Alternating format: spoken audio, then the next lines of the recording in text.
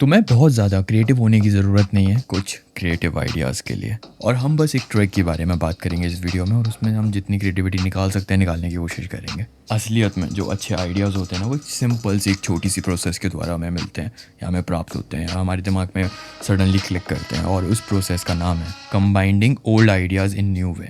हमारे पास जो भी आइडियाज़ आते हैं उसका रिप्लेसमेंट रेट देखा जाता है। अगर आपके पास जो आइडिया आ रहा है वो लीगल नहीं है, ठीक है, वो आपके पास जो आइडिया आ रहा है वो सोशली कितना एक्सेप्टेबल है, इन सारी चीज़ों को लेके हम क्रिएटिविटी को कंसीडर करते हैं।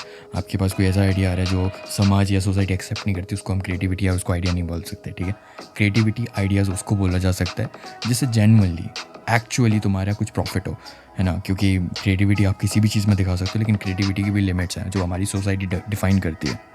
मैं आइडिया स्टैकिंग के बारे में भी इस वीडियो में डिस्कस करूंगा। अभी के लिए हम क्रिएटिविटी को कुछ स्टेप्स में तोड़ते हैं। एक्चुअली ये काम कैसे करता है इस पे बात करते हैं। Step 1, absorb relentlessly. मीनिंग अगर मैं इसके डिफाइन करूँ तो कंटिन्यूसली, एंडलेसली, और इंफॉर्मेशंस को, स्किल्स को, आइडियाज़ को और डाटा को कंज्यूम करना है, और हर डायमेंशन में करना है। उसका पॉजिटिव, उसका नेगेटिव, उसका ड्रॉबैक, उसका फेलियर रेट, हर चीज़ पता होनी चाहिए आपको अपने डोमेन के बारे में, अपने क्रिएटिविटी जिस टॉपिक को आप समझने वाले हो, आर्ट्स के बारे में, म्यूज़िक के बारे में, आपको उसका हर डायमेंशन पता होना चाहिए। वहाँ से आप फिर क्रिएटिविटी लेके आ सकते हो। जितना ज़्यादा आपके पास इन्फॉर्मेशन होगा, एक्सपेक्ट किया जा सकता है उतनी ज़्यादा आप अपनी लॉजिक और रीजनिंग लगा के उस इन्फॉर्मेशन के साथ अपनी क्रिएटिविटी को इन्हेंस कर सकते हो या उसकी शुरुआत कर सकते हो। अपने दिमाग को भर लेना है इन्फॉर्मेशन के साथ, रॉ डाटा के साथ, और जितना ज़्यादा रॉ मटेरियल होता है ना हमारे पास, उतना ईजी हो जाता है हमारे लिए उस डॉट को कनेक्ट करना आपस में।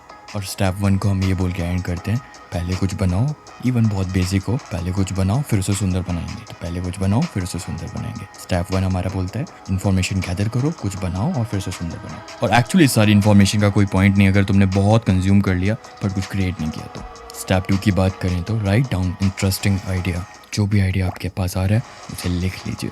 उसे ऑनलाइन लिखना है, ऑफलाइन लिखना है, पेपर पे लिखना है, फ़ोन में लिखना है, टैब में लिखना है, लैपटॉप में लिखना है, बट वो लिखा होना चाहिए। स्टेप 2 की अगर हम बात करें तो राइट डाउन इंटरेस्टिंग आइडिया। जो भी आपके पास आइडिया आ रहा है आप उसे नोट डाउन कर लो।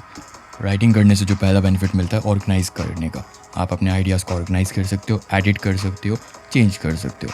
लेकिन अगर आइडिया आप केवल माइंड में आ रहा है, इसलिए काफ़ी लोगों के आइडियाज़ जो होते हैं ऑन स्पॉट काफ़ी ज़्यादा वो काम करते हैं, लेकिन with time because of our laziness हम काफ़ी सारे आइडियाज़ को डिसोन कर देते हैं कि ये तो काम नहीं करेगा, बट मे बी और मे बी नॉट। फिर भले ही वो कोई मार्केट कॉन्सेप्ट हो, साइंस फैक्ट हो या पर्सनल इंसाइट हो, just log everything. Step 3, find unexpected connection. खुद से क्वेश्चन पूछना है कि मैं सारे डाटा को आपस में कैसे लिंक कर सकता हूँ, इनके बीच में कॉमन कनेक्शन कैसे डेवलप हो सकता है, क्या होगा अगर मैंने अपने आइडिया को उस प्रॉब्लम पे अप्लाई कर दिया तो, and that's where your innovation happen. For example James Tyson ने साइक्लोन की फिजिक्स को वैक्यूम क्लीनर में यूज किया और उससे एक फर्स्ट बैगलेस वैक्यूम क्लीनर का इनोवेशन हुआ। तो हमने पैटर्न देखा, एक स्टैब्लिश जो चीज़ ऑलरेडी मार्केट में अवेलेबल है उसमें बस अपना कॉन्सेप्ट लगाया, उसमें थोड़ा सा इन्वेंशन किया और आपने एक न्यू चीज़ को इन्वेंट कर लिया। Being honest with you, creativity is not about originality, is about recombination. और इसका बेस्ट पार्ट पता है, इसे कभी भी किया जा सकता है। इसकी कोई क्लासेस नहीं है, इसका कोई कोर्स नहीं है, इसका कोई टैग नहीं है, आप कभी भी कर सकते हो। इसको इंडिया में जुगाड़ भी बोला जाता है। That's all there is to it. भले ही आपके पास कोई स्पेशल टैलेंट ना हो, just a method that deliver result. और अब मुझे को काम करते करते इसमें क्रिएटिविटी वाला आइडिया आया कि मैं इसकी पूरी सीरीज़ बना देता हूँ, क्योंकि मेरे पास हमेशा बहुत आइडियाज़ रहते हैं क्रिएटिविटी को लेके।